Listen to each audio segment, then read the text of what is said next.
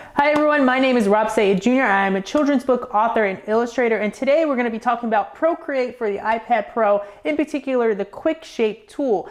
This tool is amazing. It helps me build my base layer shapes for my textures, as we've explored in weeks 1 and 2, very quickly and efficiently, and it allows you to make circles, lines, all very crisp, but also using your brushes to help give your own look to it. So let's just jump on the iPad Pro and get started. So today we're going to go over the QuickShape tool in Procreate, and what that creates is easy ways to make very basic lines, shapes, and keeping them crisp.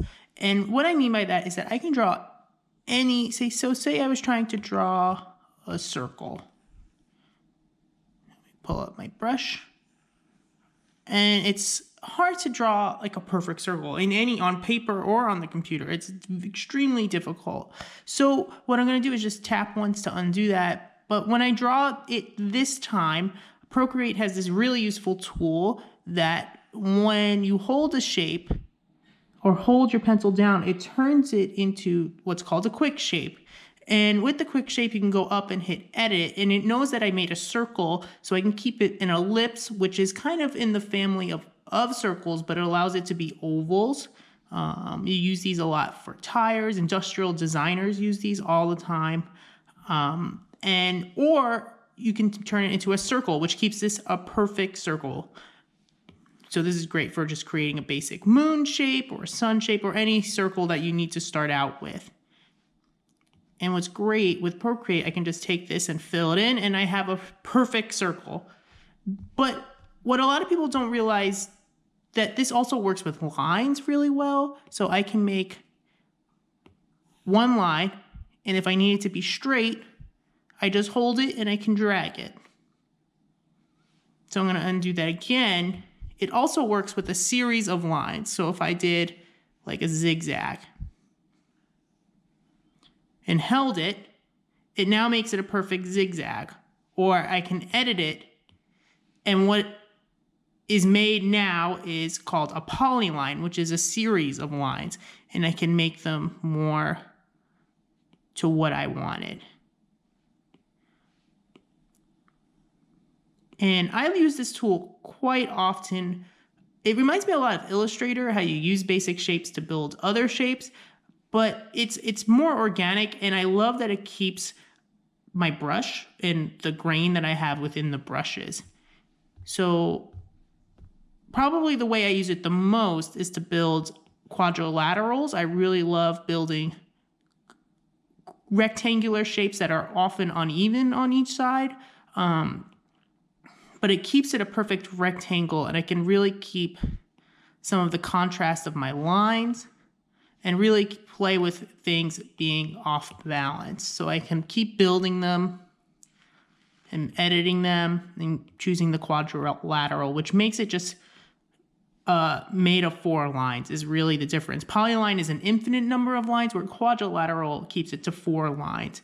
And you can shift them, and it really is quite enjoyable and satisfying to do over and over. It's very relaxing to keep building shapes. And this is great for building quick backgrounds, landscapes, and again, even just putting in more textures into your work by allowing you to keep a straight line, but also having the texture of the brush. I'm using my Series 1 crayon brush, but this works with any line. I can use it with a Procreate brush. I love this peppermint brush. I'm actually working on one called the Peppermint Twist, is my variation of it. I haven't quite figured it out yet, but it has a really nice pencil quality to it that is really nice to keep a straight line.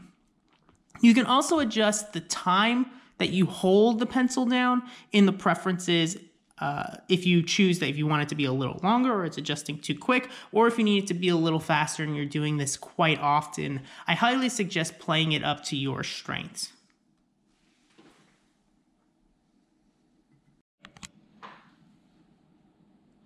So now I'm going to use the QuickShape tool to demonstrate how I would draw this pencil character that I made, just for the sake of this demonstration, and show how I would use the lines and making them straight is going to really help me build my base layers quickly. And building your base layers, or what's known in the comic book industry as like your flats, so you'll hear it often referred to, is really talking about your base colors in which we're going to layer on top of our textures. Or in the comic book industry, sometimes they use it as flats and then they'll go in with their highlights and shadows later on. But it really helps to get this part down into a process and really be comfortable with that process, because ultimately it'll help you get faster at the parts that you want to really not be spending so much time on. You really want to be spending time on your illustrations on the concept part and the renderings and making sure all the contrast and stuff is down. By the time you're making your flats, your shapes and your shape logic behind your drawings should already be figured out. So really being able to speed up this process is extremely helpful to you as an artist in the long run. And as you become more involved in the workforce as an artist, this is really something that I think helps every artist eventually become much more productive, both as far as delivering work, but also taking away the worry of getting this part done. So I'm going to start by making this sketch a reference layer by making it multiply on the layer mode. And then I also want to just lower the opacity and lock it so it doesn't move. And I'm going to start building my layer colors underneath. And you can see I'm going to be starting with my middle shape here. This bottom part, I want it to be more natural finish, so I'll go back and erase this. But for now, you can see how being able to use the QuickShape tool, like here, drawing a pencil straight down, I was very off from my line, but I can just drag it over if I hold down the pencil.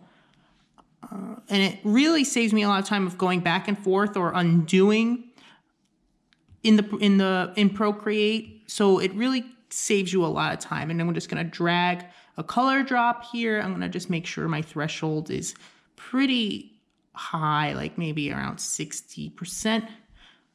And I'm going to separate these three panels just so I have the options to, if I want to make it darker later on. Here's another example where I passed my line by accident, but I can really use the QuickShape tool just to correct it very quickly and bring it back up.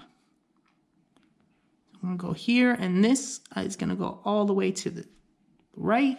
Same thing here, all the way to the right. I'm going to color drop and make another new layer and go down.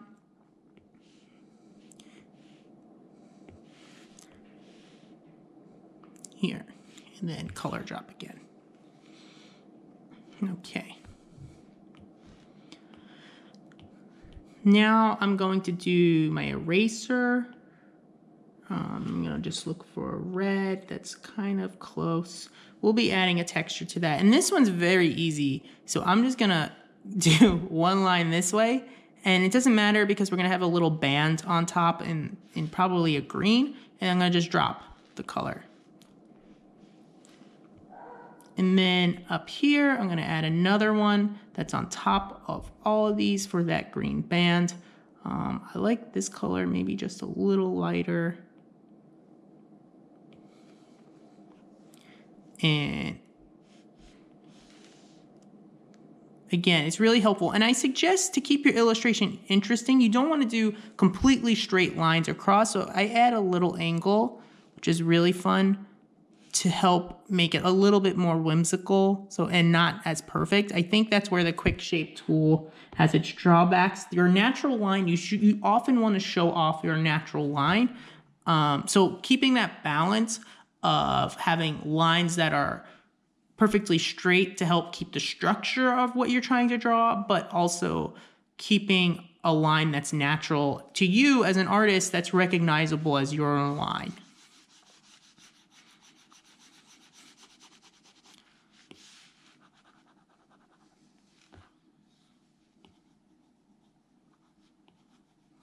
Cool. And sometimes what I do to help keep that natural line is that I'll draw the QuickShape vertical or horizontal line in this case and make it perfectly straight. And then I'll have a reference to follow. which makes it much easier to draw.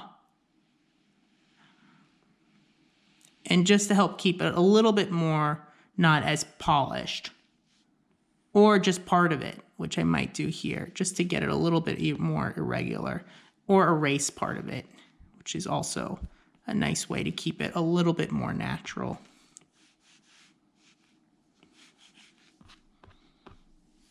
Okay. I'm gonna add a little bit of gold. Most pencils have like this little gold detail, and that'll keep a natural line because it just makes it more interesting to not be a perfect straight line. And then I have two more shapes besides my facial features, one being the wood of the pencil. And this is very easy. It's this to this, right in the middle. And I just have to move it back a little bit further.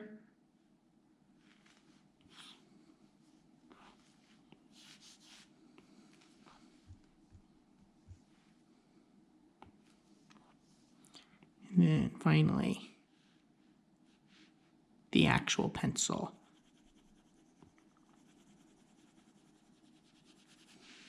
In this, I'm going to use a clipping mask to keep it to my wooden pencil, the exposed wood part of my pencil, just to keep the shape. And again, I'll probably mess with this shape with an eraser later on once I have some more textures in here.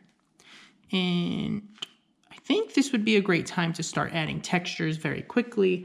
I'm just going to get rid of any layers I made by accident.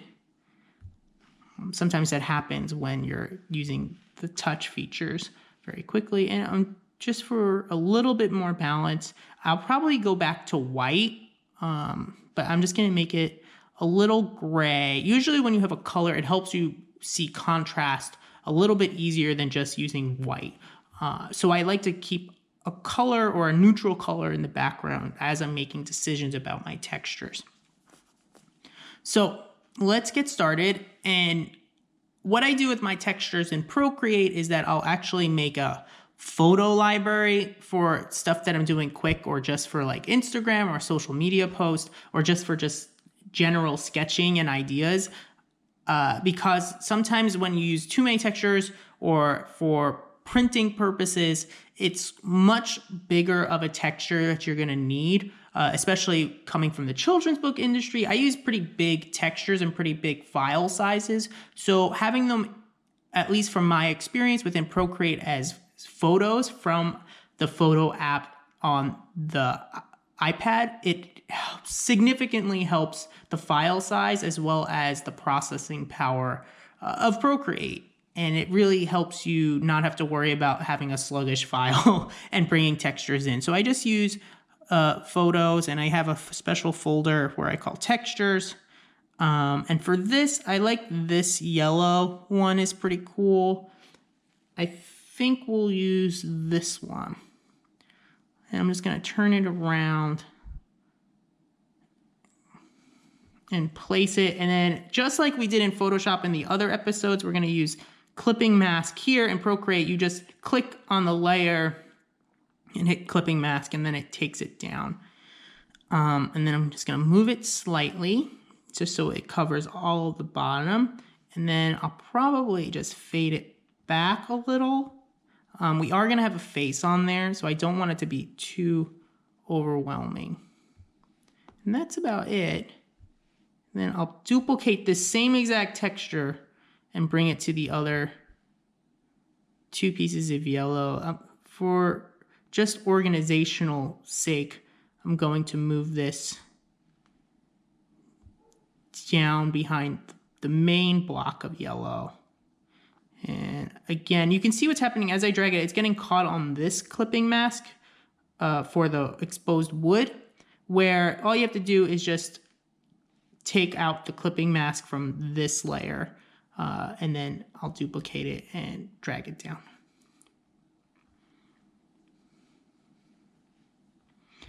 And now what I was talking about as far as trying to play with some of the depth and tone, I can just simply color drop and see if I like it. That I really like because it helped pop some of the texture as well. And if I keep one dark on this side, I'll probably go lighter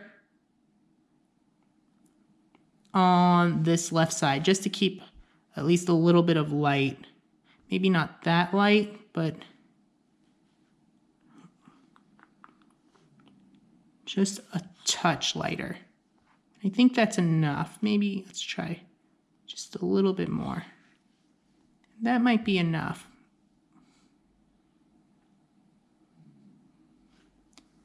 Try one more.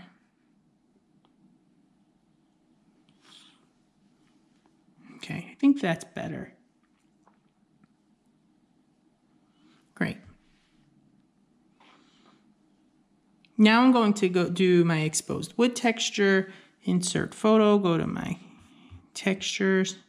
And I have this really cool one here that I use a lot. It's just from a piece of, I think, exposed plywood I saw on the street. And you can see it's a pretty big file. It's taking some time. I have the 12.9-inch iPad Pro. And this, I think, would be best if I turned it vertical, just because it's more like a pencil. And obviously, I'm playing up that wood. Or maybe this way. That's kind of cool. But I'm overdoing it on the texture on purpose because I want people, I think it's something that people relate to, and I want to play it up. So I'm going to just scale that back. And then for my eraser texture, I'm going to just use, I have this texture that I use almost on every assignment, is this really dirty whiteboard texture. And that's just to mimic the eraser feel.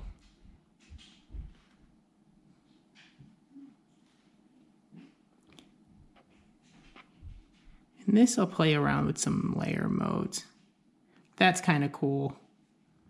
I'll just take that down a little bit.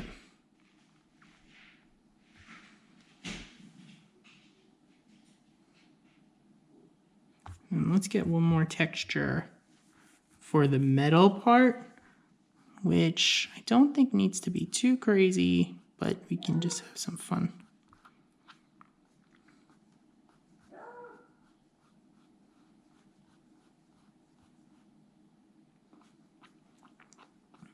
Let's see.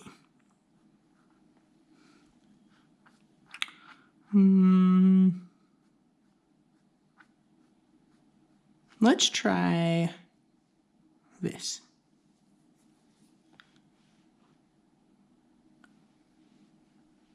And this is just a piece of cement with moss on it.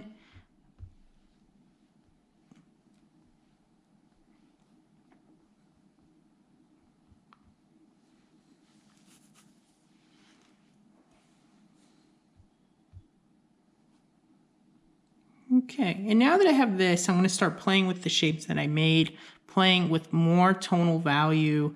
And I'm actually going to, this side is looking a little too bright for me, so I'm going to go back to my original color. I think it'll look better, balance it. And then sometimes what I do for textures as well, to help give them a little bit more depth where I need them, I'll insert my texture files, but I have these ink ones that I made for a while that help spread just a little bit more unevenness to things and make them look darker. Since this side's darker, I want this to look a little bit more like it's shaded. And I just use the multiply, and that just helps a little bit more. I'm gonna also beef up the contrast of this from the yellow.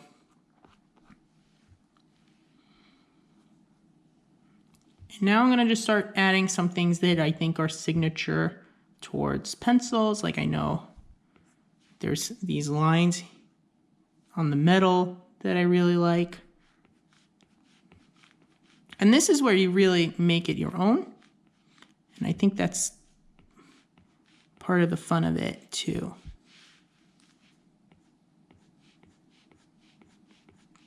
And these I suggest keeping very natural. Unless it's your style and it's very graphic, then you can use the QuickShape tool. And then I'm going to just erase some of these.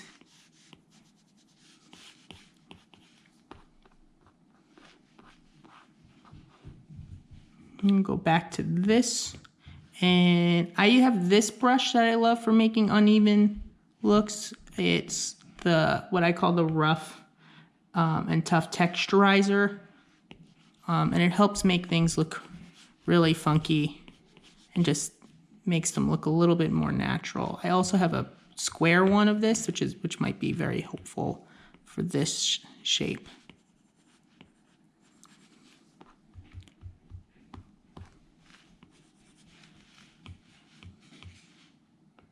And I'm going to actually use my big filler here.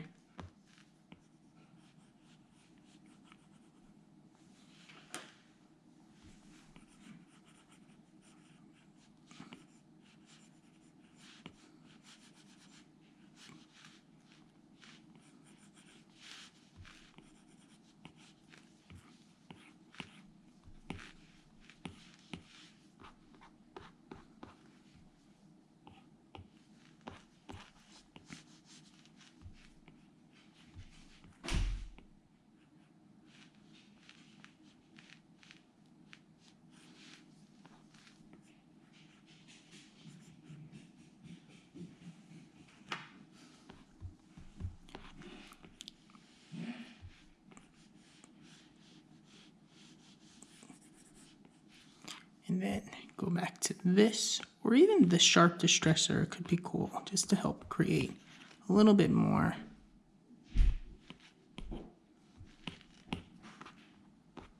Great. Now going to these shapes, start erasing just a little bit. Make it a little bit more natural.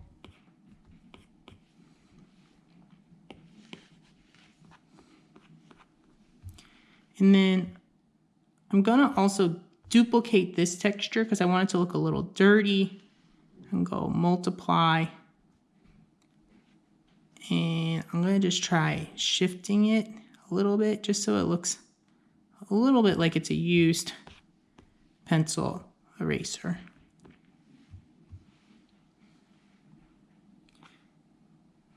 And I'm just noticing that this part looks a little bubbly almost compared to the rest of this texture. So I'm going to just shift it over just enough.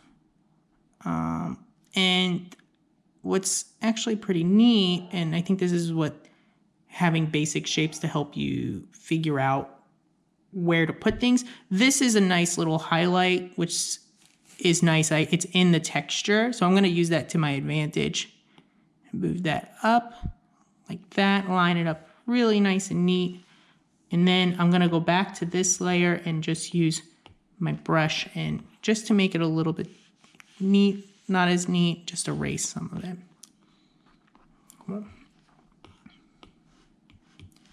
And I'm gonna take a little bit of gold trim, or maybe that green trim might look a little nicer.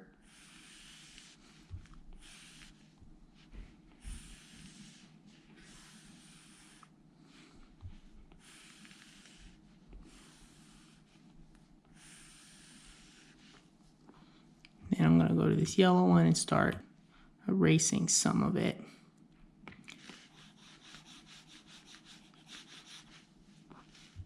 Same thing with the green part. Again, it's about making it look natural, and I think the erasers in Procreate are really nice because you can mimic brushes.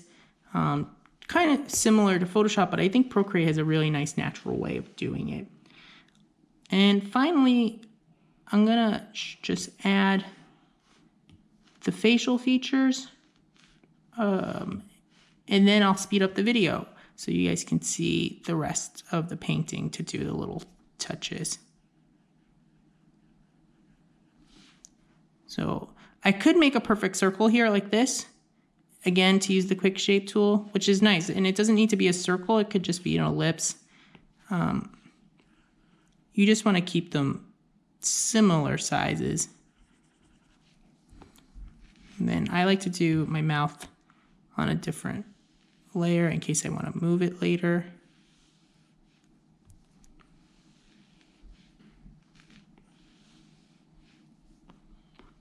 Nah, I'm going to just use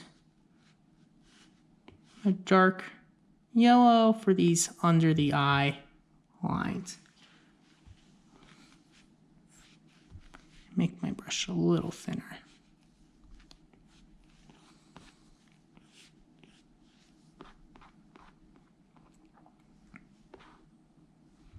Okay, and now I'll finish this up, but it's looking pretty cute. And I might just add some lines here just to help balance out this and the highlight line.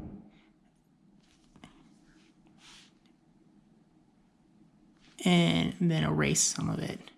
But that's about it. And then I'll finish it up and I'll show you guys the time lapse on the video and then we'll wrap it up. Okay, see you guys in a bit.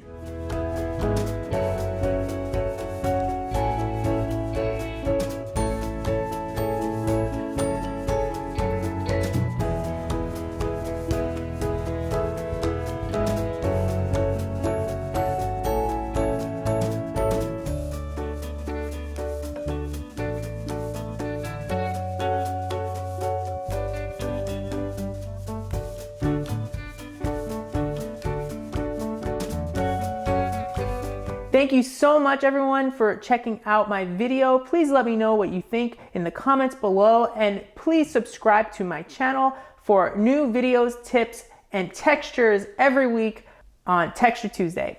You can also check out my other work at Sayegh Art on Instagram or www.robsayart.com.